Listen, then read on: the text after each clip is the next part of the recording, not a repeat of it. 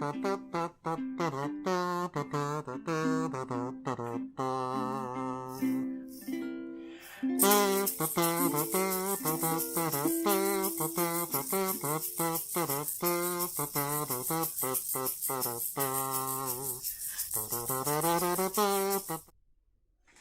open the pod bay doors, please, Hal. There we go.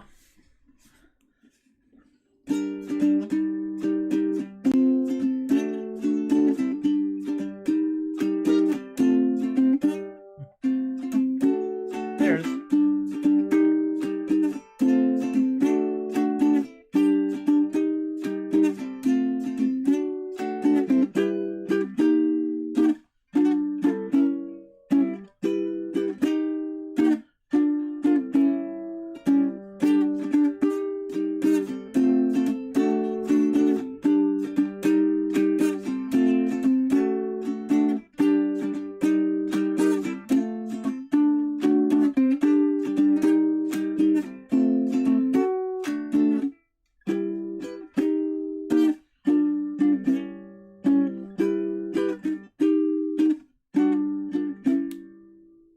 I really have no idea what I'm doing with that, but I'm going to keep messing around with it until I find something that I like. Hi, how are you? It's me. It's the Troubadork Show. It is number 140, and I'm going to do some things because I feel like it. I am breaking with tradition and actually repeating myself just a tiny bit because I can. Let's be honest about this. A lot of this stuff is because I can. And there it is. There are two things we are celebrating today. The first of which is the birthday of a friend of mine, Marc Noriega, who is one half of the Vesperium Noriega music duo. An extremely talented guitarist, far more talent than I will ever have. And I don't have anything to give him, so I did tell him that if he wanted to play the one flamenco song that I have, he's welcome to.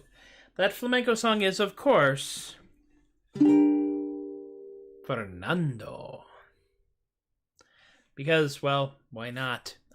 You know, if he did it, he would do it much fancier than I will ever be able to successfully perform it without injuring myself horribly. I am lagging hard on your phone. Oh, I'm sorry to hear that. That's okay. We'll... You know, we'll deal with it as we go. It's okay, Tom. So this is, of course, the Fernando song. It involves actually the same chords I was just playing there, where I was playing a... Because the only flamenco chords I know, honestly, are those flamenco chords. And because I feel like killing just a little bit of time and babbling about it, I will actually bring up the chords and tell you which ones they are, because it's G minor, which I actually stumbled on completely at random earlier, and I think that's the chord you play when you say Fernando. It's Fernando. Then F, E flat, and D. And those are I actually looked up flamenco chords, and those were the first thing that showed up, and so that's why I wrote the song the way I did. So there we go.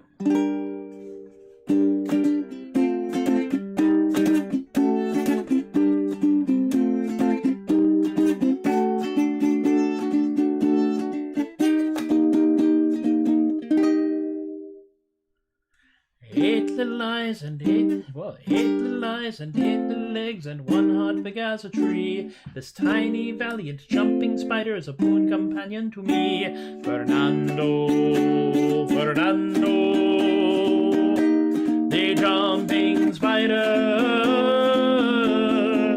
He's friendly.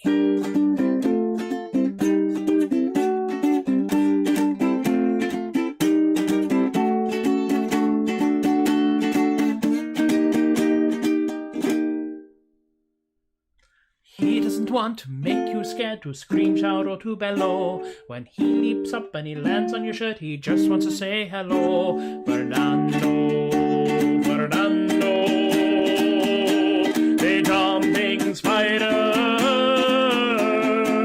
He's friendly.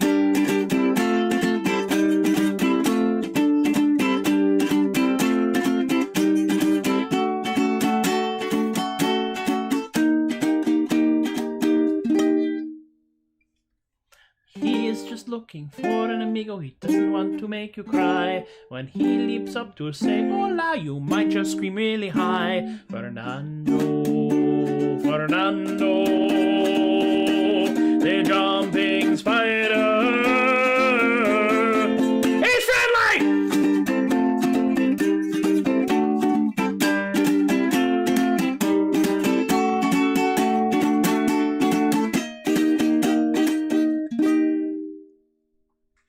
Fernando.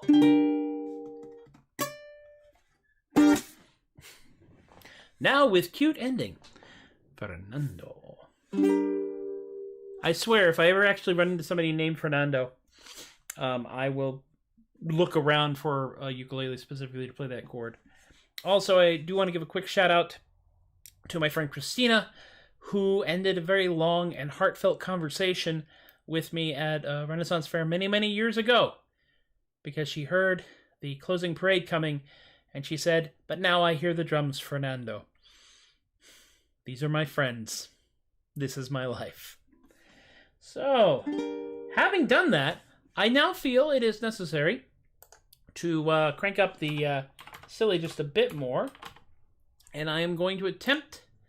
Hello, Fax! How are you?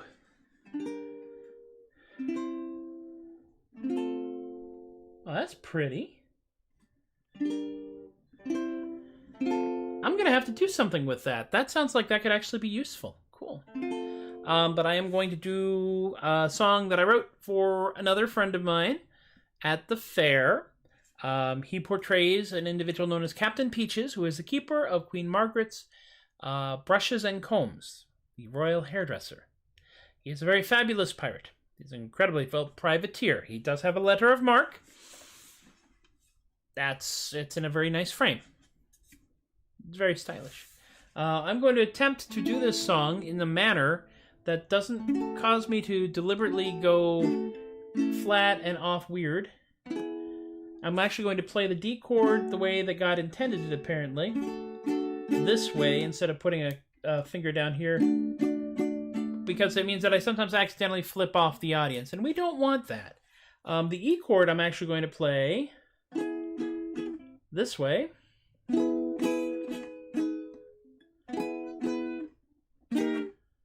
Yeah, that's the E. Instead of this way. Maybe. I might just mess it all up. We never know anymore. It's hard to tell. It's all a blur. We sing of thieves and noblemen who sail the bounding seas, but this here ditty ain't about a single one of these. I lied. I sing of a daring swashbuckler who spans the bounding reaches, the mighty, mighty corsair who is known as Captain Peaches. Then the chorus, so bend down the hatches, boys, and dust the chandelier, for piracy is stylish whene'er that pirate's near. He'll smite down any scalawag and leave the ladies speechless. There's no pirate as daring as the mighty Captain Peaches. He sails the endless bounty on the mighty Raging Queen, a ship like which you poor landlubbers never seen. She's got 16 gilded cannon, and the decks are always clean, and tea is served quite promptly every day at 4:19. So bend down the hatches, boys, and dust the chandelier, for piracy is stylish whene'er that pirate's near. He'll smite down any scalawag and leave the ladies speechless. There's no pirate as daring as the mighty Captain Peaches. Queen Margaret's royal hairdresser, his bravery knows no bounds. His enemies quake when his cry to the pits with them resounds. The fears his enemies have at his mercy quite compound, for he leaves his captured foeman better groomed than when he found. So bend down the hatches, boys, and dust the chandelier, for piracy is stylish whene'er that pirate's near. He'll strike down any scalawag and leave the ladies speechless. There's no pirate as daring as the mighty Captain Peaches. His ship in Scarborough Harbor has a special pride of place, as it can't sail very far with pastel sails all made of lace. But the captain and his ship are art we never would debase, and once he pays his dock fees, then he's free to leave this place. So bend down the hatches, boys, and dust the chandelier. Bam down. Piracy is stylish whene'er that pirate's near. They'll smite down any scalawag and leave the ladies speechless. There's no pirate as daring as the mighty Captain Peaches. I'm gonna do that one more time. So bend down the hatches, boys, and dust the chandelier. Bam down, for piracy is stylish whene'er that pirate's near. Hell, smite down any scalawag and leave the ladies speechless. There's no pirate as daring as the mighty Captain Peaches. There we go. Not bad, not bad. The bandwidth is beginning to improve. Good, good, good. I'm happy to hear that, sir. That is one thing. If you were in a live show and you can't hear, it'll just go, I can't hear, and then they'll turn something up. When you're in a streaming show and someone says, I can't hear, you go, you're kind of at the mercy of the technology. Oh my goodness me. There is another thing that we are celebrating today. Today is Wooffelnoot. That's right, Wooffelnoot.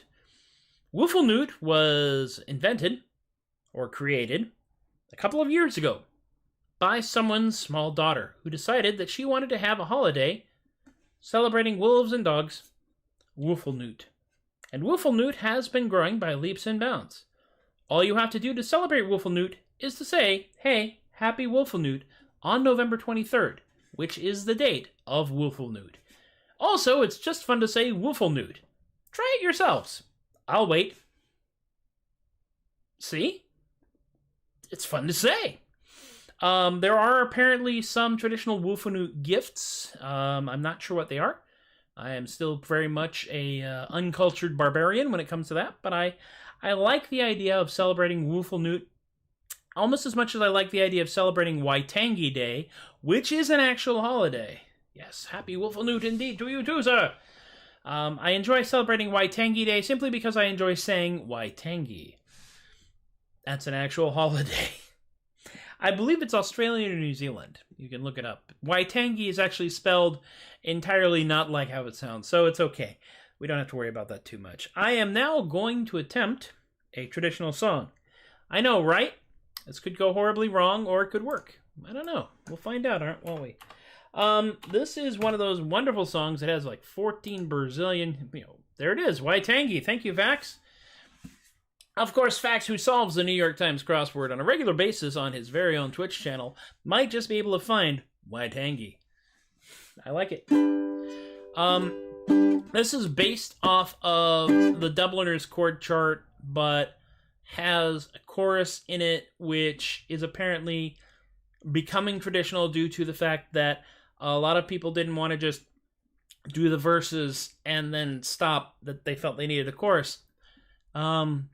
The chorus that I've got is lifted directly from the Corsairs, one of their many albums, and we'll see how it goes. This is also the version that we sang at the world-famous Scarborough Fair Pubs thing, ta-da, for the several years that I co-hosted it, for reasons which are still somewhat unclear to me. There you go. Treaty of Waitangi. And don't you think your Waitangi needs a treaty? Yes, I do too. Let me see here.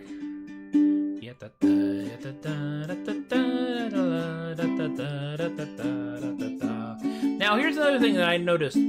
If I try to project, I will bottom out on some of these notes, because these notes are basically written for drunk Irish people. And drunk Irish people sing low. Sober Irish people sing high. Apparently, this is a thing. So we'll see how it goes.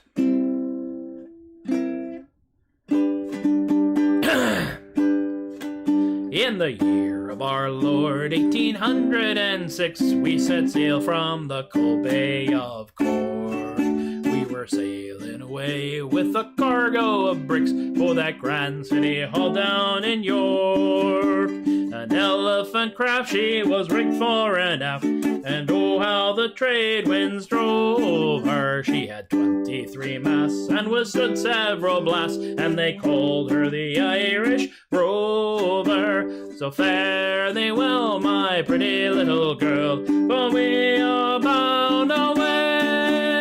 So fare thee well, my pretty little girl, for we are bound away. We had Barney McGee from the banks of the Lee. There was Hogan from County Tyrone. There was Johnny McGurk, who was scarce about work, and some chap from West Fee named Malone. There was Slugger O'Toole, who was drunk as a rule, and Fighting Bill Tracy from Dover. And your man Mick McCann from the banks of the Bann was the skipper of the Irish Rover. So fare thee well, my pretty little girl, for we are bound away. Fare thee well, my pretty little girl, for we are bound away. We had 1 million bags of the best Sligo rags, had 2 million barrels of stones.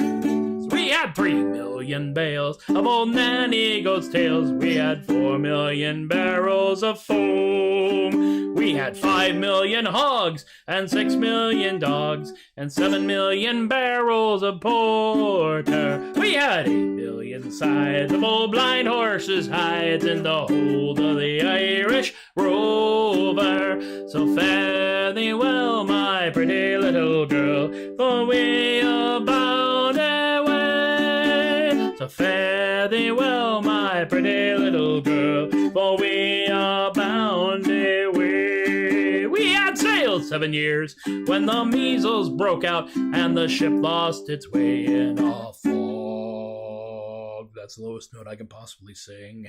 And the whole of the crew was reduced down to 2. 'Twas myself and the captain's old dog. The ship struck a rock. Ow, Lord, what a shock. What a shock. We nearly tumbled over. And eventually I learned this song. We sailed 9 times around, spun 9 times around. I'm not going to spin today. It's been that kind of day. You don't want me spinning. And that poor old dog was drowned. He actually just caught a ride on another boat. I'm the last of the Irish Rovers, so fare thee well, my pretty little girl, for we are bound away. So fare thee well, my pretty little girl, for we are bound away. There we go, and we have gotten to the other side of that song. Whew, it's not always easy. Sometimes it's actually more challenging than you might think, especially because as I'm doing this, I'm looking at the charts and watching my hands, and I'm also catching glimpses of the screen over here. There's a part of me that's going, what exactly are you trying to achieve here, Tobias? Well, we're basically giving ourselves a little chance to be silly and the opportunity to be a little goofy these days. Because, well, we can.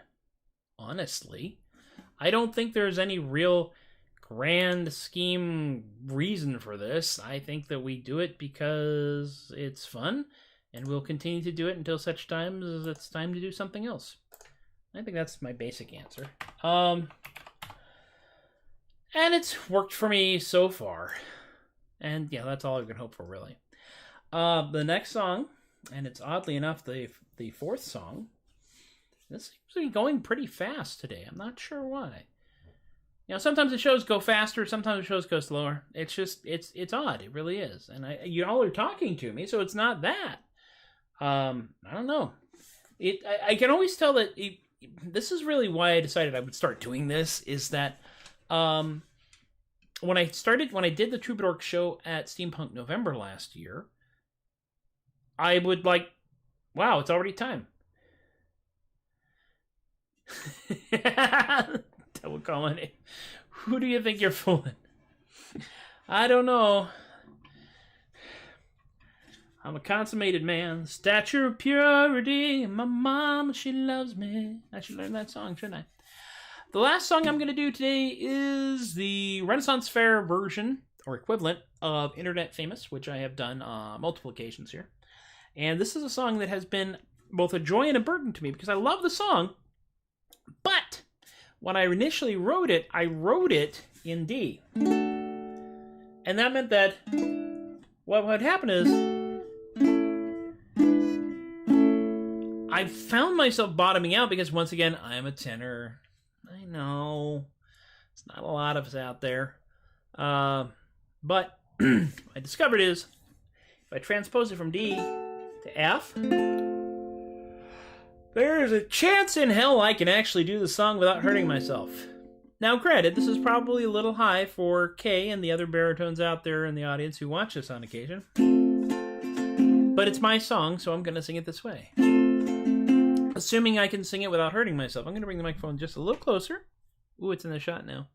Good thing I have autofocus turned off, or it would be very blurry. Or am I very blurry? It's hard to tell. If I move this out of the shot, does autofocus say, oh, no, we're going to focus on him now?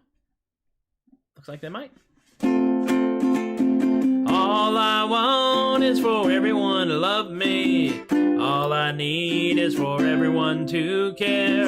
All I desire is just unbridled admiration. I want to be the most important person at the fair. Another idiot in burlap wandering around a blasted pasture trying to attract attention from the people in the Shire. Another idiot in burlap acting out to get some attention, just wants to be famous, if only for a while. Everybody! All I want is for everyone to love me. All I need is for everyone to care. All I desire is just unbridled admiration. I wanna be the most important person at the fair. We all feel this way sometimes. Got the acting bug in high school. Rennie costumes, they look so cool. Hitch my wagon to the fair to see where I could go. These villagers are my sis and brothers, all shouting louder than each other, because at Ren Fair everyone's the star of their own show. Air. And all I want is for everyone to love me. All I need is for everyone to care. All I desire is just unbridled admiration. I want to be the most important person at the fair.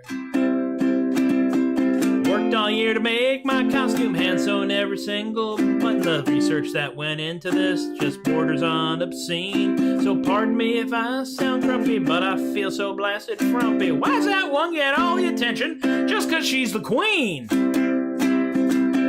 All I want is for everyone to love me. All I need is for everyone to care. All I desire is just unbridled admiration. I wanna be the most important person at the fair. All I want is for everyone to love me.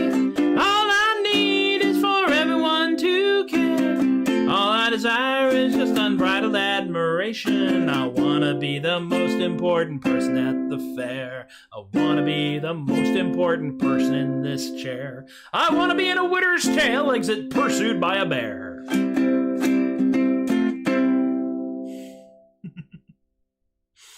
That one still amuses me, and that's why I continue to do it.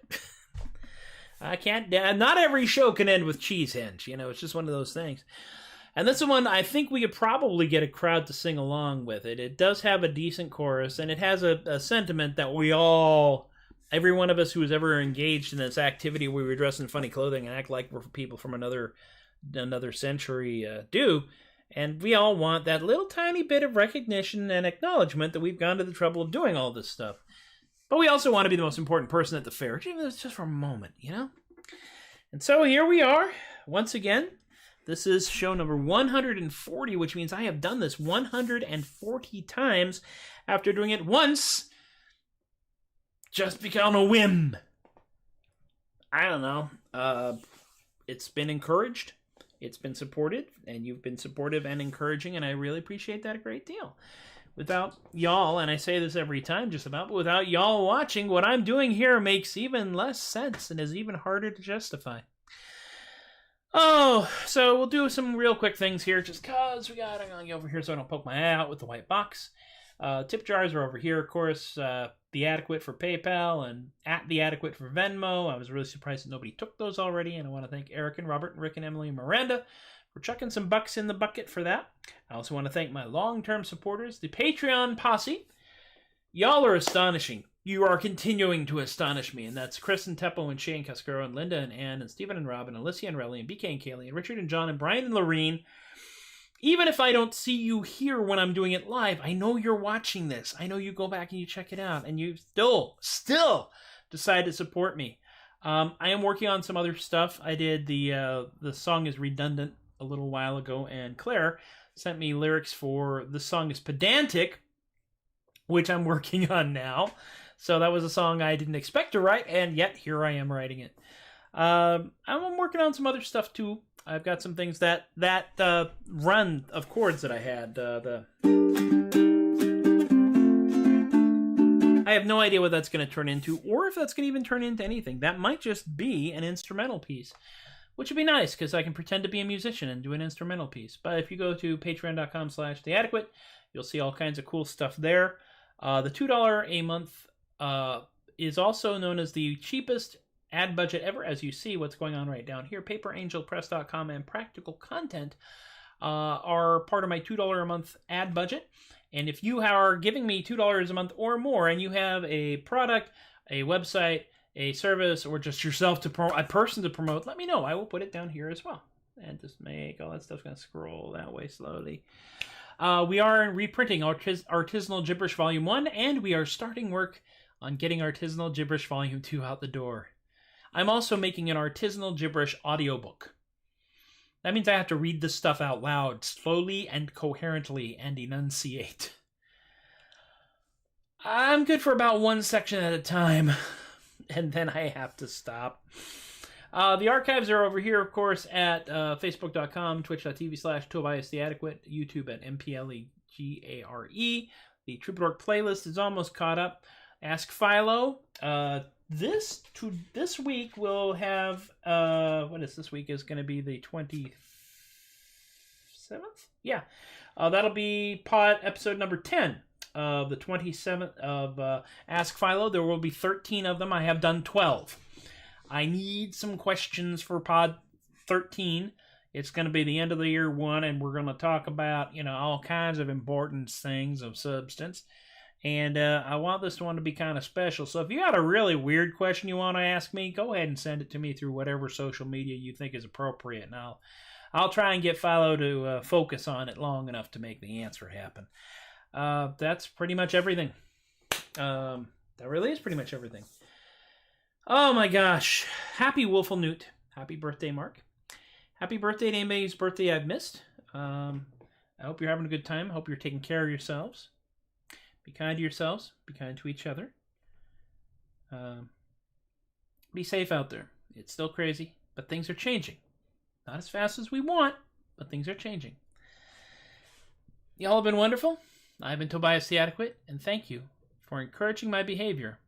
And I will see y'all next time.